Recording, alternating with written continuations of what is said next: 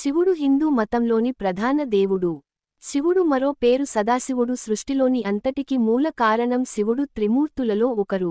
బ్రహ్మ విష్ణు శక్తులకు ఉద్భవించడానికి మూలకారకుడు పరమశివుడు. మహాకాలునిగా బ్రహ్మ విష్ణుతో సహా సమస్త సృష్టిని తనలో ఐక్యం చేసుకొని నూతన సృష్టి ఉద్భవింప చేసేవాడే మహాకాలుడు. సదాశివు. శివుడు అనగా ఆది అంతం లేనివాడు. శివ అనగా సంస్కృతంలో శుభం, సౌమ్యం అని అర్థాలున్నాయి. ఈయన బ్రహ్మ విష్ణువు కోరిక మేరకు త్రిమూర్తులలో చివరివాడైన శంకరునిగా ఉద్భవిస్తాడు. శివుడు హిందువులు పూజించే దేవుళ్లలో ప్రథముడు. శివుడు పశుపతిగాను, లింగం రూపంలోను సింధు నాగరికత కాలానికే పూజలందుకున్నాడు.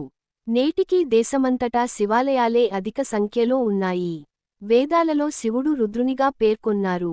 శైవంలో శివుని పరమాత్మగాను, ఆదిదేవునిగాను భావిస్తారు.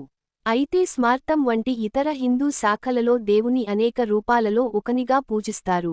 వైష్ణవంలో శివుని విష్ణువు రూపంగా భావిస్తారు.